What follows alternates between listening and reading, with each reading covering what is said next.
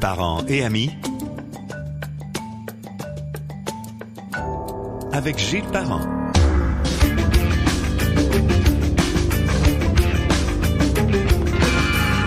Bienvenue sur Parents et amis, qu'on entend comme vous le voulez, je sais pas moi. Est-ce que vous êtes sur YouTube? Parce qu'on a quand même un canal YouTube fait sur plusieurs autres applications. Et il y a bien des gens qui vont sur gillesparent.com, évidemment le vaisseau amiral. Vous pouvez nous écrire et nous envoyer même des messages oraux si jamais ça vous intéresse. Alors, je vous souhaite un bon début d'année parce qu'on a début 2026 quand même. Aujourd'hui, au balado, on reçoit Sylvain Charlebois, Dixit, le Food Professor, l'une des voix les plus écoutées au pays dès qu'on parle alimentation, épicerie, inflation, de consommation également.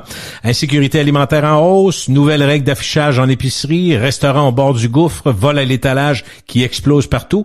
Est-ce qu'on assiste à une simple période difficile ou à un basculement profond de notre rapport à la nourriture? On va essayer d'en voir plus clair aujourd'hui. On met les chiffres, les émotions et les décisions politiques sur la table sans détour. Bonjour Sylvain, comment vas-tu? Bonjour Gilles, bonne année. Bonne année aussi. Merci pour l'invitation. Écoute, il manque pas de sujet. Une des choses qui m'a allumé évidemment, j'ai toujours du plaisir à te parler, les auditeurs en redemandent, mais quand j'ai vu l'histoire des restaurants, 4000 restaurants possibles qui vont fermer au Canada, je vais un peu, wow! Je sais que ton champ d'action est assez large. Tu parles des distributeurs, tu parles des magasins, tu parles des agriculteurs. Finalement, c'est assez large, là. J'arriverais même pas à définir clairement c'est quoi ton champ d'études tellement c'est vaste. Ben, mon champ d'études, c'est la distribution alimentaire. OK. Service ou détail. Les deux. OK. Et puis, évidemment, quand on considère la restauration représente à peu près 39% de l'argent dépensé au détail, là, finalement. Là. Donc, ça joue un rôle quand même assez important. Et un, souvent, influence l'autre. Hein? Oui, absolument. On l'oublie souvent, là. Donc, c'est pour ça que on étudie les deux côtés, là. Puis, évidemment, la restauration joue un très grand rôle aux États-Unis, là. 54% de l'alimentation aux États-Unis, c'est le service. Au Canada, c'est 39%, mais c'est difficile, hein? C'est très difficile. Et puis, essentiellement, pourquoi? Parce que les gens dépensent plus au détail. Il y a pas de pourboire, il y a pas de bouteille de vin. 2 fois le prix, mettons. Dispendieuse, ouais, c'est ça, exactement. Alors, c'est pour ça qu'il y a un resserrement au niveau des dépenses dans le service alimentaire. Puis on va en parler aujourd'hui, mais tu sais, en même temps, n'importe qui nous entend aujourd'hui, avec des amis, avec la famille, dans le temps des fêtes, c'est propice à ça souvent, Sylvain. On parlait de ça, puis souvent, une des décisions qu'on prend, c'est on se fait des potlucks, c'est-à-dire les gens apportent quelque chose, on apporte notre vin, puis c'est pas contre personne, mais c'est pour le plaisir de le faire à un prix, entre guillemets, abordable, alors qu'il y a plus grand-chose d'abordable. Tout ça s'explique, dans le fond. Oui, absolument. En fait, de plus en plus, en raison du fait qu'on parle beaucoup d'inflation alimentaire, les gens sont pas gênés d'offrir leur aide. Bon, ben, je m'en viens avec ma salade, je m'en viens avec mon dessert, là, genre. Là. On envoie. Durant le temps des fêtes, on l'a vu beaucoup. Moi, j'étais au Québec durant le temps des fêtes, on l'a vu beaucoup, là. Ouais. Absolument. Dis-moi, quand tu observes la situation actuelle, est-ce qu'on peut encore parler de cas isolés où il y a vraiment une crise alimentaire au Canada? Ben, j'appelle pas ça une crise parce que, tu sais, dans le fond, quand on évalue l'inflation alimentaire et l'inflation, là, nos problèmes ont vraiment commencé en 2007-2008. Là. OK. Donc, ça perdure, c'est pas une crise momentanée, ça perdure dans le temps. Ben, c'est ça. Puis souvent, ce que je vois sur la place publique, ce sont des gens qui vont considérer des facteurs cycliques, temporaires, les changements climatiques, l'abus des bannières, tout ça. Mais vraiment, là, ce qu'on a actuellement, c'est une filière agroalimentaire qui a beaucoup de difficultés à absorber les chocs systémiques, là, tu sais. Aux États-Unis, tu sais, faut se comparer un peu pour voir vraiment ce qu'il en est du Canada pour diagnostiquer notre problème. C'est qu'aux États-Unis, quand on regarde l'inflation alimentaire, puis on l'a vu cette semaine avec les nouveaux chiffres du Labor Board, les deux suivent. Vraiment, les deux index se suivent, là. Donc, si l'inflation augmente, l'inflation alimentaire augmente, puis les gens vont comprendre, ben, si le coût de la vie augmente, on comprend, mais au Canada, depuis 2008, l'inflation alimentaire dépasse l'inflation comme telle. C'est pour ça que les gens, quand ils arrivent à l'épicerie, se demandent, mon Dieu Seigneur, qu'est-ce qui se passe? Parce qu'ailleurs, c'est pas la même chose. Parce qu'on manque d'autosuffisance, c'est un peu ça? Parce qu'on importe trop, on transporte. Je sais pas, j'essaie de voir la première raison évidente, là. Ben, notre problème, là, vraiment, est structurel. Puis, quand je dis ça, ça veut donc dire que c'est des problèmes au niveau des barrières interprovinciales. Okay. La gestion de l'offre. La taxe sur le carbone au niveau de la chaîne d'approvisionnement. Les règles par rapport aux ressources humaines qui varient d'une province à l'autre. En tout cas, il y a tellement de problèmes qui sont difficiles à régler que, justement, de faire affaire au Canada coûte de plus en plus cher. Et c'est pour ça qu'il va falloir la gestion de l'offre, je sais qu'au Québec, c'est très important, mais les quotas sont gérés par les provinces et puis on empêche le système à miser sur la performance, la compétitivité, mais en bout de ligne, qui paye pour ça, c'est nous tous. Là. Absolument. C'est curieux parce que quand je t'entends parler, je me ramène à M. Trump quand il est arrivé il y a à peu près 1 an avec les tarifs. Une des choses qui a été dite et répétée, même avec l'arrivée de M. Carney au fédéral, c'est que là, la première affaire qu'on peut faire, c'est ce qu'on peut faire nous-mêmes et qu'on peut faire tout de suite. Donc, qu'est-ce qu'on peut faire tout de suite? Couper les remparts que l'on met entre les provinces qui nous nuisent. Mais rapidement, on s'est rendu compte qu'il y a des associations, il y a des syndicats, il y a des chasses gardées, il y a des habitudes. Mais c'est ça la réalité. Il y a des habitudes. Puis on regarde ce que. Puis je veux pas faire un éditorial à Saint-Saëns, mais on a vu la même chose dans à peu près tous les secteurs. Quand on a parlé de la santé, c'est la même chose. Les syndicats sont montés aux barricades. Ils défendent leurs membres, c'est parfait. Mais au bout de la ligne, le consommateur a l'impression que il se pose la question, qui nous défend, nous les consommateurs qui vont à l'épicerie, là? Qui nous défend? Effectivement. Fait que c'est pour ça que c'est pas facile de changer les choses. Puis c'est certain, tu as tout à fait raison, Gilles. Il y a vraiment une culture au Canada qui nous mène à l'inertie totale. Là. Puis on parle beaucoup de productivité, manque de productivité, manque de compétitivité. Ben c'est vraiment une question de culture parce que je pense que après, tout le monde reconnaît ce qu'on doit faire, mais de le faire, c'est pas évident. Là. Il va falloir faire des compromis. Puis souvent, lorsqu'on demande à des provinces, des municipalités, quiconque, des groupes d'intérêt à faire des compromis, ben sont pas prêts. On est peut-être allergique au changement. On sait qu'il faut faire des changements, mais tu sais, c'est comme si on dit oui, il faudrait faire des changements, mais pas nous autres tout de suite. Les autres, commencez donc. T'as l'impression qu'il n'y a pas de leader là-dedans. Là. Tu sais, j'ai enseigné aux États-Unis beaucoup l'année passée à Purdue University puis à Texas A&M. Puis il y a une résistance pour le changement là-bas aussi. C'est la nature humaine qui fait en sorte qu'on veut pas changer, mais quelles sont nos priorités finalement. Et puis c'est là qu'on voit vraiment que souvent on décide de voir une image, on va adopter une vision à long terme de ce qu'on veut, puis on est prêt à faire des compromis en conséquence. Est-ce que tu dirais, Sylvain, que l'insécurité alimentaire est devenue la nouvelle norme pour une grande partie de la classe moyenne au Québec et au Canada?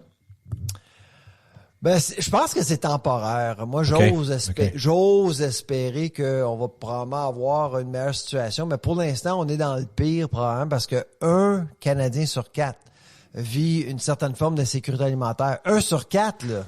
C'est du monde dans ta barouette? Ben oui. C'est beaucoup. Oh, oui, absolument. Est-ce qu'on dirait que le système alimentaire canadien a failli ou est-ce que c'est la société puis c'est les changements qui s'imposent trop vite? Parce que ça va vite, là. Moi, je visite beaucoup de conférences. Je rencontre beaucoup de monde, puis des fois, je trouve que, et surtout au Québec, on parle pas des vraies choses, on parle pas des vrais problèmes. Puis là, ce que je remarque, Gilles, depuis quelques temps, depuis à peu près 1 an, c'est qu'on m'invite à parler, puis tu sais, souvent, là, il y a des discussions de corridor, puis on me dit, Sylvain, tu veux-tu pas parler de ci, tu veux-tu pas parler de ça, tu comprends? Tu sais, toi. C'est là que ça se passe dans le corridor, là. C'est là qu'on apprend beaucoup d'affaires. Non, mais en politique, c'est vrai aussi, c'est les langues se délient, ou encore, tu sais, moi, mon métier de journaliste me faisait dire, je te parle de ça, mais je t'ai pas parlé. C'est ça. Tu sais c'est quoi? Mais avant d'aller sur le podium, on me disait, Sylvain, on devrait pas parler de ça. Ça, c'est moins bon. On devrait pas parler de ça. Taxe de carbone, gestion de l'offre. Mais là, de plus en plus, Gilles, il y a personne qui me parle avant d'aller sur le podium. Vas-y, Sylvain, parle des vraies choses. Il faut en parler parce qu'il faut reconnaître qu'on a des problèmes, là. Mais est-ce que les gens sont prêts à changer? Moi, c'est là le point. La question aujourd'hui du podcast, disons que c'est, est-ce qu'on est prêt à changer? Puis, En fait, la première étape, c'est avant de vouloir changer, il faut bien reconnaître qu'on a véritablement un problème. Et voilà. C'est vrai dans tout. C'est vrai quand quelqu'un veut perdre du poids. C'est vrai quand quelqu'un veut arrêter de boire. C'est vrai. Commence par reconnaître que tu as un problème. Va chercher de l'aide, puis allons-y. Est-ce qu'on a un problème pour les producteurs de lait, pour les producteurs de porc, est-ce qu'il y a un problème?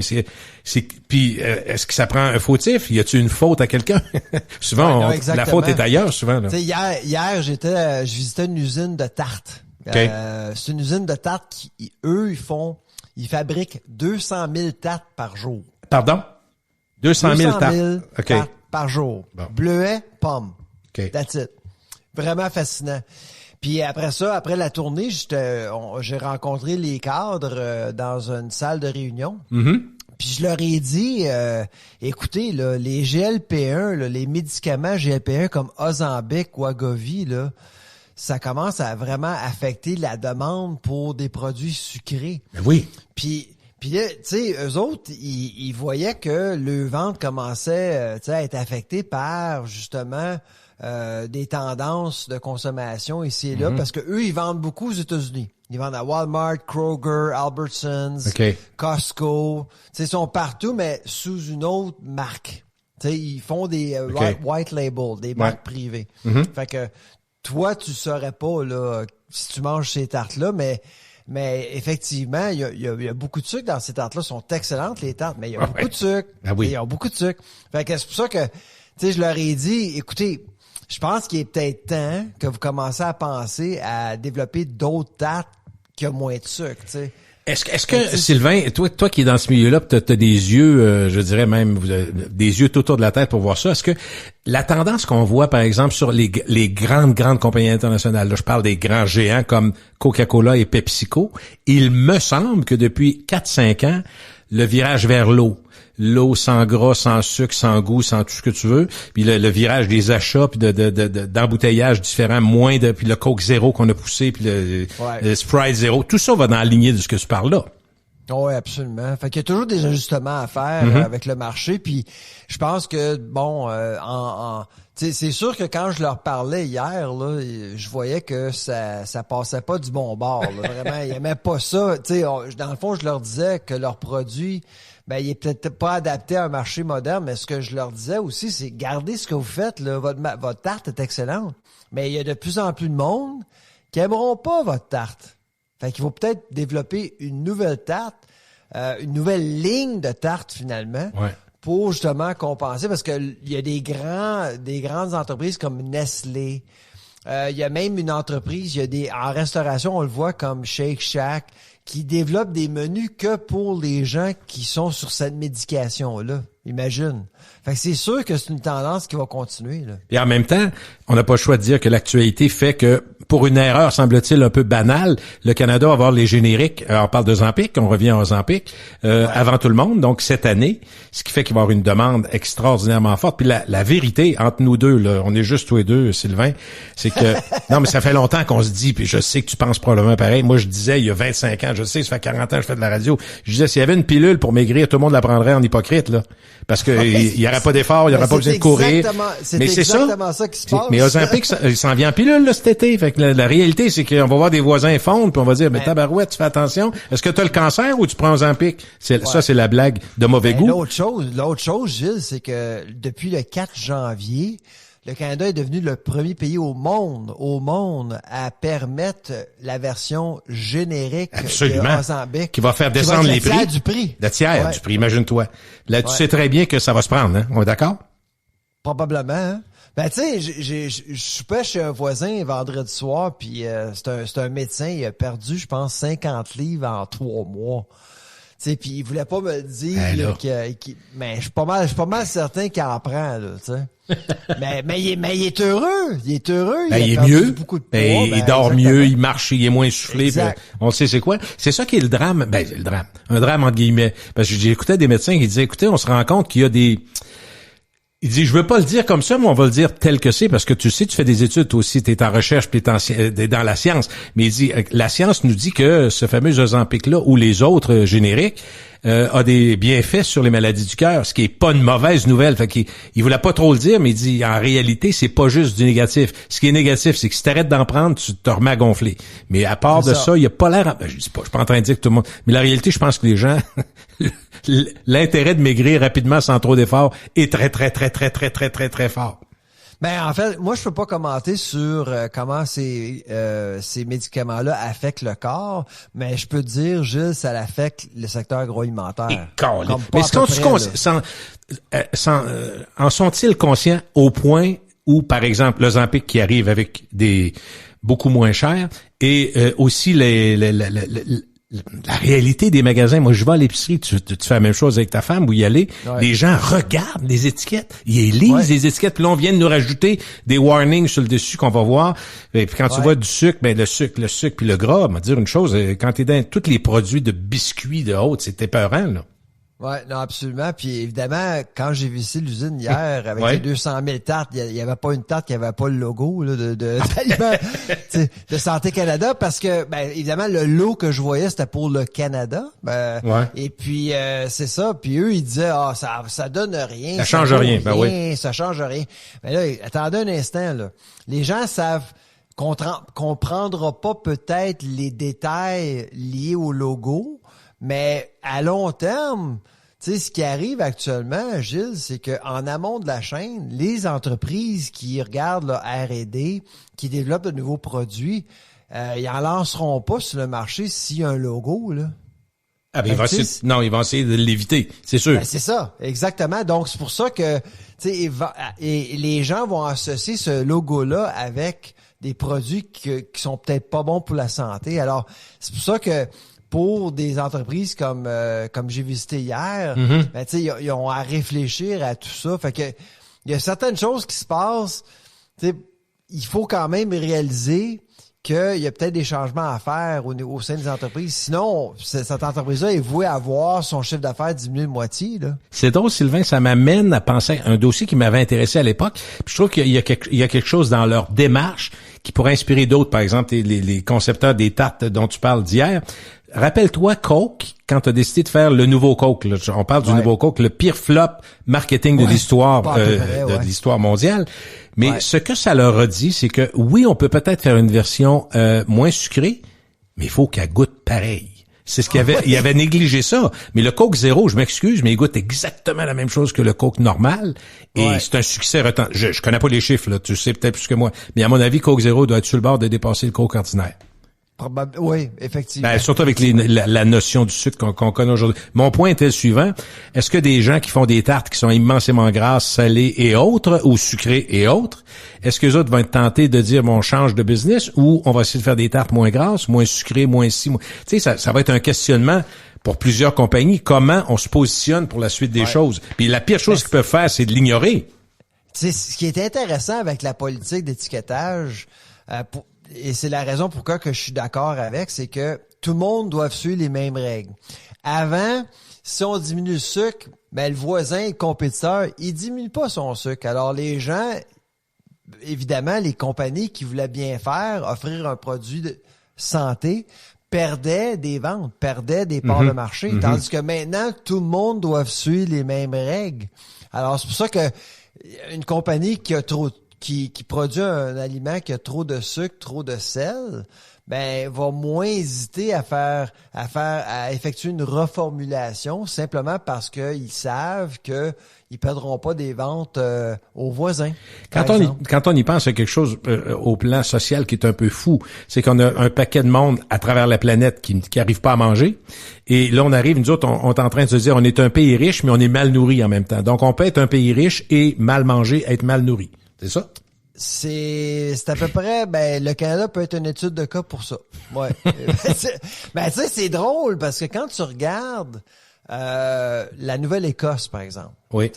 Où est-ce que je suis là? Oui. On est 1 million, là, on n'est pas beaucoup.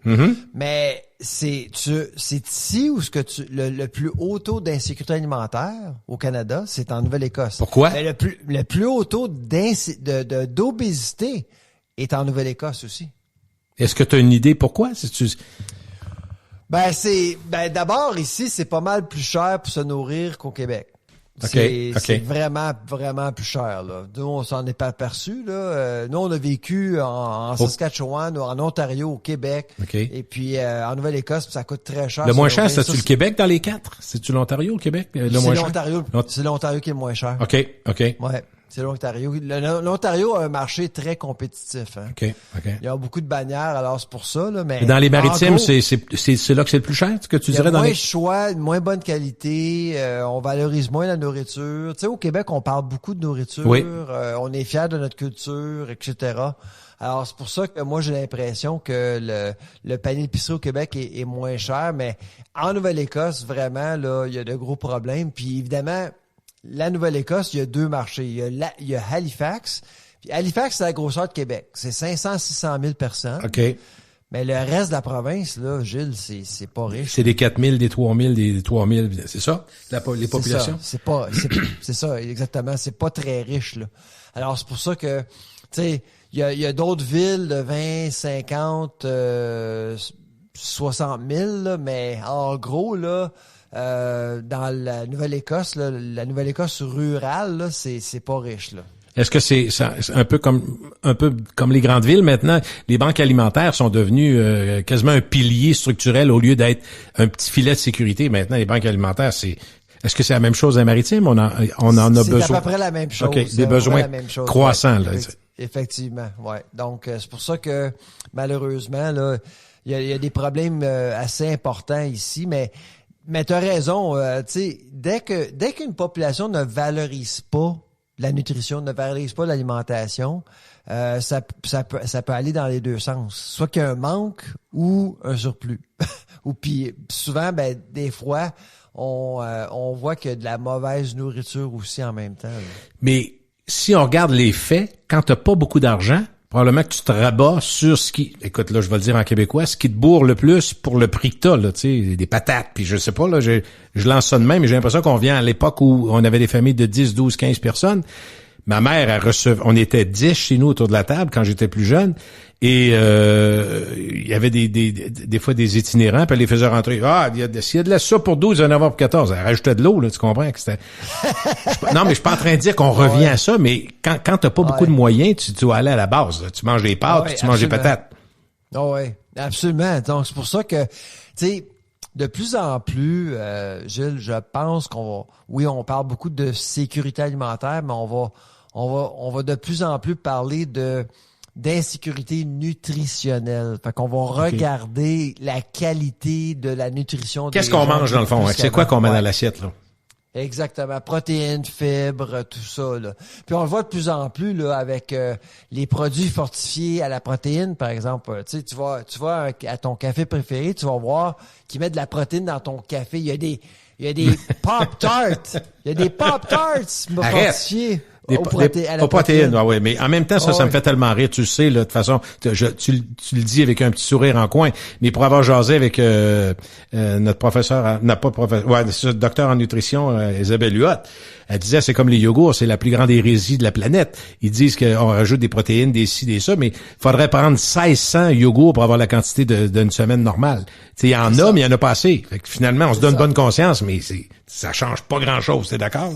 Exactement. Donc, c'est pour ça que les gens vont s'éduquer davantage. Puis même, tu sais, je le vois là que c'est possible parce que au niveau des prix, au niveau du coût alimentaire, tu sais, il y a 10-15 ans, là, moi, je peux te dire, Gilles, là, les gens regardaient pas les prix, là. Non. Ils allaient à l'épicerie, prenaient ce qu'ils avaient besoin. J'ai le goût de saumon, je prends du saumon. C'est ça. Mais là, aujourd'hui, là, les gens connaissent les prix, là. Ils regardent, là. À 16,99 la livre, on se dit, t'as peu. Wow. C'est ça. Faut que tu regardes ça. Mais c'est là que ça devient intéressant parce que on va se dire, OK, j'ai le goût d'un bon saumon. Maintenant, je vais dire, on est 4, on va manger, je prends 2-3 gros morceaux. Ça va me coûter 22 piastres de poisson, mais là, j'ai du vrai poisson frais, parfait. À 4. Mais moi, de mon calcul, je suis peut-être niaiseux, mais je suis pas sûr que je suis le seul à faire ça, Sylvain. Moi, je me dis, OK, à 4, j'achète je sais pas, des asperges, une coupe d'affaires. Au total, mettons, mon épicerie m'a coûté 35 piastres, puis j'ai un bon repas, là. J'ai 2-3 légumes, puis un bon saumon frais. Moi, je prends mon 35 piastres, je divise en 4. Fait que je me dis, ça me coûte à peu près 8 piastres par personne. Si je vais au restaurant, c'est 35 piastres chaque, là. Ouais. Pour mon saumon, tu sais, là. Puis tu sais quoi? Mon saumon va être moins gros. Ouais. Je sais pas comment ils font au restaurant, mais ils réussissent à le couper beaucoup plus mince. Ils fondent. Ça fond dans la poêle. T'es-tu d'accord qu'il y a bien des gens qui, oui, mais il y a des gens qui nous entendent, qui font ça aussi. Ils se disent, ouais, c'est un petit peu plus cher pour avoir de la morue. Par contre, si je vais au restaurant, ils vont me vendre ça 29 $. Moi, je vais en payer. Fait que c'est ça, on fait la comparaison, puis on se dit, OK, peut-être. Puis en même temps, il y a bien des gens qui font même pas cette comparaison-là. Fait que la crainte, dans le fond, c'est de voir que, on va peut-être sous-estimer l'impact psychologique de pas pouvoir bien se nourrir et bien manger. Ouais, non, ça affecte le cerveau, là. C'est sûr que ça affecte le bien-être aussi. Ah oui, absolument. Donc, c'est important de bien s'alimenter. Puis, mais ce qui est intéressant, je trouve, c'est que les gens de plus en plus vont lire les étiquettes, vont regarder les prix. Ça informe pour vrai. Moi, ça fait 25 ans que je fais ça, puis à chaque année, là, je réajuste mon discours en pensant que, OK, là, j'ai affaire pas une clientèle, là, mais à des gens, à des consommateurs qui sont beaucoup plus avertis qu'avant. Et c'est tant mieux. OK. Est-ce que tu penses que les consommateurs, en général, comprennent bien ce qu'il faut lire puis ce qu'on lit sur les étiquettes? Plus qu'avant, hein? Oui. Mais moi, je pense, quand je jase avec mes amis, les gens regardent surtout sel et sucre. Et puis gras saturé, il y en a moins de gras saturé, il faut être honnête, là, il y en a beaucoup moins qu'avant. Mais on regarde le sel et le sucre, le sodium dans le fond. Est-ce que c'est ça tu penses qu'il faut t'es pas nutritionniste là, mais est-ce que tu penses que c'est c'est sûr, il y a ça, puis une fois qu'un débat se règle, une fois qu'on voit que c'est moins un problème, on va passer à un autre problème. Il y en a tout. Ouais, c'est ça. Il y en a comme tout par exemple l'environnement, tu sais, de plus en plus, il y a des différents pays où il y a une éco-étiquette là, qui va dire d'où vient ton aliment, c'est quoi l'empreinte carbone de tel ingrédient, de tel produit. Tu sais, il va en avoir d'autres, mais tu sais, on veut pas surcharger le consommateur avec de l'information. C'est pour ça que, tu sais, récemment, on m'a demandé la déqualiflation. La déqualiflation, ça, c'est quand un manufacturier décide de remplacer un ingrédient cher avec un ingrédient moins cher. Je sais pas si tu as acheté des Kraft Singles récemment, là. Tu sais, les tranches, là. Je suis pas capable. Moi, j'aime beaucoup tranches de vie, c'est le cas de le dire. Mais celles qui sont emballées, celles qui sont emballées individuellement, je trouve que ça goûte le plastique. J'ai jamais pris ça. Mais je sais que c'est très, très gros vendeur. Moi, je prends plutôt celui qui est au cheddar, là, qui est un peu plus cher, mais qui est comme le bloc déjà coupé, mais d'un bloc. Tu sais ce que je veux dire? Ouais, j'aime mieux celui. Plus épais. Ouais, c'est ça. Je les trouve meilleurs. Mais les Kraft Singles, là, on voit à travers à cette heure. Oh, ils ont aminci. Ben oui, mais si, ils mettent de l'eau dedans. Arrête, non. Ça, c'est de la déqualification. Puis là, je me dis, tu sais, on me demande, on devrait forcer les manufacturiers à afficher sur l'emballage s'ils ont déqualifié un produit. Mais là, on peut pas mettre trop d'informations, là. Est-ce que tu es capable de dire que les compagnies qui font de la réduflation, la plupart des compagnies ont rapetissé soit le nombre de biscuits, la grosseur d'une boîte de céréales, on se comprend, là. Est-ce que c'est essentiellement ou d'abord et avant tout pour avoir des produits qui sont attrayants pour le prix ou c'est pour faire plus d'argent? La vraie raison, ou tu vas me dire c'est peut-être les deux, là, mais... C'est un mélange des deux. Ouais, c'est un mélange? Ouais. OK. Ouais, c'est un mélange des deux, à mon avis, ouais. C'est sûr que le déclencheur pour la stratégie, parce qu'on parle d'une stratégie, là, le déclencheur, ce sont une augmentation du coût des intrants. Tu sais, le cacao coûte plus cher, le blé coûte plus cher. Puis là, après ça, ils se disent, bon, OK, est-ce qu'on joue avec le format? Tu sais, pour venir aux Kraft Singles. Oui. Tu sais, les Kraft Singles, là, il y a d'autres formats. Ils vendent aussi les Kraft Singles plus épaisses. Tu sais, les tranches plus épais, fait qu'ils vont peut-être... Au Velveeta, genre, exemple. Les gens, tu sais, ils vont inciter la clientèle à aller à une étape plus loin, acheter un autre produit qui est plus cher. T'sais. Fait que la réduflation fait partie d'une plus grande stratégie pour ce qui est d'un portfolio de produits qu'on va offrir à une clientèle. Mais en bout de ligne, c'est sûr que pour ce qui est de la réduflation et de la déqualification, c'est clair, les gens aiment pas ça. Bon, OK. Point. Faut que je te parle de quelque chose qui, je sais pas si ça rentre dans mais le sujet est d'intérêt. On a remarqué il y a une quinzaine d'années qu'il y a commencé à avoir des restaurants, surtout dans la restauration rapide, qui ont disparu. Parce que c'était pas la meilleure qualité, ou en tout cas les gens trouvaient ça trop gras, trop ci, trop ça. Exemple, au Québec, on a vu disparaître à peu près tous les Kentucky Fried Chicken, comment ça s'appelle, Krispy Kreme, et Pizza Hut, tout ça a disparu au Québec. Et là, je regarde depuis quelques années, ça repousse comme des champignons. Est-ce que c'est lié au fait que les gens se disent qu'ils mangent la merde, moi je vais manger ce qui est bon, puis le reste, on s'arrangera. Tu sais, j'ai comme une impression que les gens ont là, c'est assez là, de tout compter, tout regarder, moi prendre ce que j'aime, puis ça expliquerait pourquoi même McDo fait des spéciaux au poulet frit. T'sais, alors qu'on dit, hey, poulet frit, c'est la pire affaire sur la tête, tu vas mourir juste en prendre 2 morceaux. Mais là, t'as pas l'impression, toi, qu'il y a un retour au pas la cuisine trash, mais à se faire plaisir, peu importe ce qu'il y a dedans. Ouais, se gâter, tu comprends? Ouais. Moi, j'ai ce feeling-là. C'est pour ça que souvent, quand je parle du guide canadien alimentaire, là, t'sais, on me dit toujours, c'est un guide qui est excellent, mais Santé Canada a oublié qu'un consommateur est humain d'abord et avant tout. T'sais, on aime se gâter une fois de temps en temps. On aime acheter local.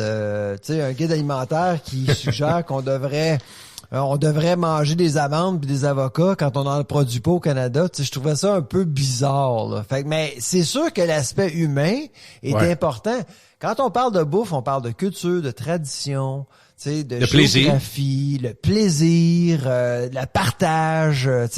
On oublie souvent ça lorsqu'on se fie à la science. Puis des fois, là, moi puis toi, je commence à être tanné de ça. On peut-tu comme laisser les gens se gâter une fois de temps en temps? Il s'agit que ça soit une fois de temps en temps, ça c'est plus dur. Je sais pas si Isabelle Huot serait d'accord avec moi, mais quand même. Oui, je pense que oui. Honnêtement, oui. Ouais. Mais elle dirait faut que le temps en temps soit vrai, ce qui est très difficile pour tout le monde. Mais là, on va être correct, on va prendre une petite pilule, puis on va maigrir à regarder dehors, ça va être extra. C'est pas cher. Je veux quand même te parler des 4000 fermetures possibles des restaurants. Est-ce que c'est un chiffre réaliste? Tu es alarmiste, ce chiffre-là pour 2026? Moi, j'ai pas dit que c'est toi qui as inventé ça, mais je l'ai vu partout. Tu l'as relayé, je sais pas qui sort l'information là, mais moi ça me c'est notre labo, labo. C'est vous. Pas 4000 fermetures, c'est plus que 4000 fermetures. Oui? Oui, parce qu'il va y avoir des ouvertures. C'est que le nombre de fermetures va dépasser le nombre d'ouvertures par 4000. OK. OK. Fait que le nombre de restaurants net au Canada va diminuer de 4000. OK. Fait que c'est plus que 4000 fermetures. Est-ce que vous qualifiez le type de restaurant ou pas du tout dans l'étude? Je l'ai pas vu, là. Ben, ça varie tu sais, on parle de beaucoup il va probablement avoir beaucoup de restaurations appel qui vont fermer. D'ailleurs, récemment, McDonald's annonçait une campagne assez agressive, là. On va fixer les repas valeurs à 5$ maximum pour 1 an, le café à 1$. Là, on voit qu'il y a une petite guerre de prix qui se passe. Pourquoi? Parce que les gens sortent moins, là, ils ont moins d'argent, ils font plus attention. Il va aussi y avoir des fermetures au niveau de la restauration avec service, pub, taverne, fine cuisine même aussi, parce que ça va être plus difficile. Là. OK, donc service à l'auto, c'est pas prêt de disparaître parce que tu as moins d'employés, tu peux être ouvert à des plus longues heures avec moins de monde, puis tu peux limiter ta carte si tu veux aussi. Donc c'est plus facile pour opérer là. Effectivement. Donc, c'est pour ça que... Puis l'autre chose, Gilles, c'est qu'on boit moins d'alcool. Ah ben ça c'est un fait. Hein? C'est marqué. Puis, comme restaurateur, toi, tu veux que ton client boive de l'alcool. C'est payant. Puis, tu veux que ton client commande une entrée. Tu veux que ton client commande un dessert. Mais de plus en plus, on coupe là-dedans. Mais oui. C'est ça, exactement. Les gens vont sortir. Si les gens sortent, ils vont faire plus attention. Mais tu sais, en même temps, je veux pas accuser personne. Mais moi, j'ai noté, c'est plate, mais l'alcool, l'un des bons côtés pour le consommateur, d'avoir un contrôle étatique au Québec avec la SAQ, parce qu'il y a beaucoup de mauvais côtés, mais un des bons côtés, c'est qu'on connaît les prix, Sylvain. Fait que moi, quand j'achète un rosé Le Pive, il me coûte 18$ à SAQ. Alors, quand je vais au restaurant, puis la bouteille me charge à 57, je suis scandalisé. Parce que je sais ce que ça vaut. Fait qu'en même temps, je me dis, là, ma mère me disait, si tu veux économiser, reste chez vous. En voulant dire, si tu vas au restaurant, ça va coûter plus cher, je comprends. Ouais, mais on connaît les prix. C'est tannant, là. Ouais. Non, absolument. C'est pour ça que, mais il y a du monde, moi, ça me dérange pas une fois de temps en temps quand je suis avec des amis, ma femme, peu importe. Tu sais, on se prend une bonne bouteille de vin, c'est le moment qui est important, tu sais. Oui. Mais là, de plus en plus de gens se disent, je pense que le moment, on va l'avoir à la maison. On va commander, on va faire livrer, puis on va se prendre une bonne bouteille de vin pas cher chez nous.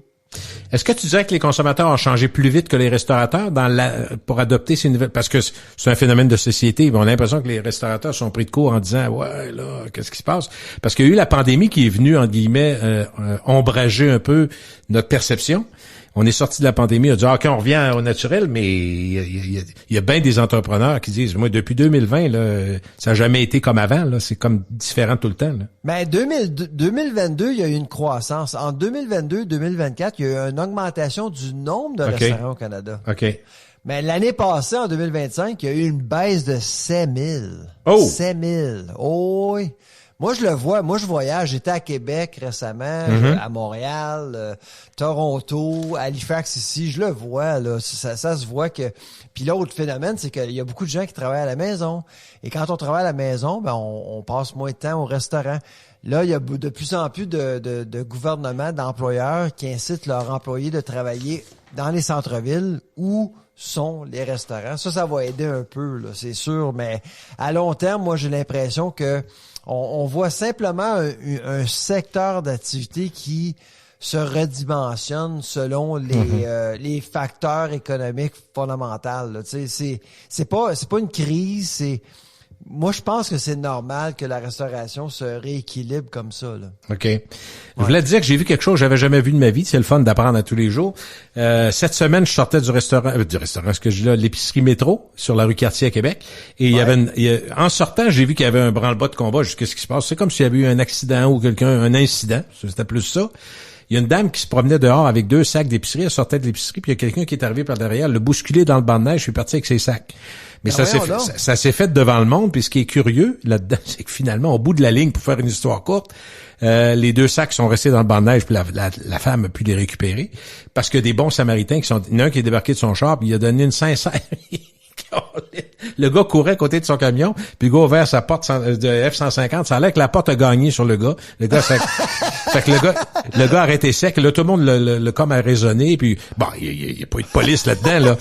Mais j'ai dit, qu'est-ce que c'est ça, cette affaire-là? Mais ça me ramenait à parce que moi, j'ai ma curiosité de journaliste. Souvent, je m'informe quand je vois le gérant d'un magasin. Puis comment ça se passe, tout ça? Puis là, je voyais qu'il y avait des agents de sécurité pas mal. Temps des fêtes, je me disais, il y a plus de monde pour le vol, probablement. Mais non, ils ont jamais eu de vol comme c'est là. Je pense que c'est pire qu'en pandémie. Ah, les vols c'est épouvantable. C'est épouvantable. T'as vu l'histoire du Robin des banques, là, à Montréal? Là, oui. T'as 4 ou 5 malfaiteurs qui ont rentré dans un métro. Ils ont volé pour 3 000 $ de produits alimentaires et ils ont amené ces produits-là à une banque alimentaire pas loin. Tu sais, c'est fort, là. Fait qu'on voit que vraiment, le vol est un gros problème. Ça, c'est clair. Ça doit paraître, ça doit être calculé dans les marges bénéficiaires des entreprises quand même, ça? Le vol? Ouais. En fait, dans le fond, on appelle ça du shrink en anglais. Perte de vente, là. Okay. Ouais, c'est ça, mais nous, on estime que, un magasin, en moyenne, va se faire voler entre 3 et 5 000 $ de produits alimentaires par semaine. Oh! Par semaine. Et sais-tu? Ouais. Il y a une question qui a été posée l'autre jour, puis j'ai trouvé ça intéressant parce que la réponse peut paraître simple et instantanée, mais c'était pas le cas. Des gens disaient, vous tournez le coin, parce que quelqu'un à qui c'est arrivé, il dit, je tourne le coin de l'allée, XY, l'allée 5, mettons, au IGA. Bon, tourne le coin, je vois une dame qui, de toute évidence, prend 2, 3, je sais pas quoi, puis elle met ça dans son manteau, je le vois. Qu'est-ce que je fais? Et elle disait, que feriez-vous? Posait la question au monde. Ouais, c'est ça. Allez-vous voir le gérant en disant, elle, la madame qui est là-bas, là, elle fait déjà voler 2 boîtes de soupe ou je sais pas quoi, peu importe c'est quoi. Ou vous laissez faire, parce que je vous dis, c'est pas de mes affaires, ou mais ça questionne, tu comprends-tu? Qu'est-ce que tu fais? Fait que on est rendu là. Moi, je te parle d'une dame qui s'est faite. Fait que des vols comme ça, on en voit. Et il y a même pour te dire comment c'est rendu, Sylvain, il y a des magasins près de chez nous où il y a des écoles. Puis on empêche les étudiants, ils rentrent en horde d'à peu près 25-30. 25 étudiants qui rentrent, tu peux pas rien contrôler là-dedans. T'es sûr que tu te fais voler comme disait l'autre, me fait voler comme un cochon. Donc, non, effectivement. Mais tu sais, comme il y a deux. Tu sais, il y a le vol du désespoir. Tu viens de l'expliquer, là, tu viens de le décrire. Le vol du désespoir, moi, je fais rien, sérieusement, là. Tu sais, tu voles une sandwich, un coke, c'est pas grave. Mais c'est le vol, c'est le crime organisé qui s'empare de répété, le vol répété, le vol organisé. Ils vont voler des milliers de dollars de produits alimentaires, puis ça, c'est un gros problème, ça. Mais tu sais, tu me dis, Canada, c'est un pays riche, là, mais quand on est rendu qu'il faut voler pour manger, on se dit, mais il me semble qu'il y a de quoi qui marche pas. En tout cas, regarde, je dis pas que tout le monde vole, là, c'est pas ça mon point. Mais est-ce que les détaillants sont pris entre compassion puis tolérance zéro? C'est toujours embêtant, là. Mais c'est ça, puis dès qu'on commence à mettre des gardiens, dès qu'on commence à mettre des systèmes d'alarme sur les produits, etc., ben on compromet l'expérience. Les gens se sentent surveillés, se sentent filmés. C'est pour ça que faut pas aller trop loin. Aux États-Unis, les gens veulent ça. Ça, j'ai remarqué ça. Ils veulent quoi? Ils veulent de la sécurité. Ils veulent des gendarmes avec des fusils. Là. Ils veulent on protège. Ils veulent vraiment être protégé. Des artefacts là, qui nous disent OK, ça c'est une place sécure, mais le consommateur ici au Canada est pas comme ça. Là. On veut pas de trouble, on veut pas de fusil, on veut rien de ça. Là. Fait que c'est pour ça qu'il y a quand même un compromis à atteindre là, pour ce qui est de rendre un magasin sécure, tout en se faisant pas voler. Là. Dernière question, je te laisse aller après. Est-ce que la tendance lourde d'avoir des caisses qui sont opérées par les clients, là, Walmart a généralisé ça, puis pas juste Walmart, partout il y en a maintenant. Est-ce que c'est un succès? Est-ce qu'on va en voir de plus en plus? Est-ce que c'est satisfaisant pour les opérateurs? Moi, je pense que oui. Oui, c'est absolument. Puis je pense pas que ça va démarrer. Puis en fait, il y a des centres de liquidation de plus en plus qui vont vendre des produits tellement pas chers, puis c'est à la mode. Là. Non, on revient un peu. C'est comme au début des années 80. J'imagine que t'es assez vieux pour t'en souvenir. Là. Oui, je suis né en 60 quand même. Voilà. Moi, je suis né en 70, puis je me souviens, au début des années 80, là, on n'achetait rien si c'était pas en spécial. C'est un peu ça. Mais éventuellement, on va retourner vers la gâterie. On vit un cycle économique qui est quand même difficile pour beaucoup de monde, mais j'ai l'impression qu'on va revenir à de meilleurs jours dans les prochaines années. Ce qui est intéressant de notre discussion aujourd'hui, c'est que tu parlais de ton secteur à Halifax puis Nouvelle-Écosse où ça coûte cher, puis là, bon, c'est plus difficile l'économie, les gens sont plus gros, mangent moins bien. Puis c'est drôle parce qu'à Québec, la ville de Québec, tu l'as vu dans le dernier taux de chômage, le taux de chômage le plus bas au Canada, c'est la ville de Québec. Ouais. Et quand tu regardes la structure de la ville de Québec, tu as 25-30 000 personnes dans le monde de l'assurance. Un monde qui a pas été touché par la pandémie. Personne n'a perdu sa job. C'est des jobs stables à 75, 80, 100, 125 000. Et les fonctionnaires. Donc, tu as une ville de Québec qui est très dynamique. Un tourisme qui est très fort. Fait, sans dire qu'on est dans une bulle, Québec est à l'écart. Tu le sais, ta femme vient de Québec, je pense. Bon, tu connais bien Québec, mais Québec est comme le petit village gaulois là, dans cette économie chancelante. Es-tu d'accord avec ça? Ben premièrement, c'est une ville gouvernementale. Il y a quand même une stabilité qui vient avec ça. Mais c'est ça, c'est pour ça que dans le cas de Québec, là, on a toujours vu que Québec résiste au cycle économique, là. Tout le temps. Fait que c'est pour ça, donc c'est très intéressant comme économie. C'est juste qu'il nous faut une équipe de la Ligue nationale. C'est tout ce qu'il nous faut. OK, bonne année. Merci beaucoup, Sylvain. Salut. Go Nordique, go. Go Nordique, go. Salut.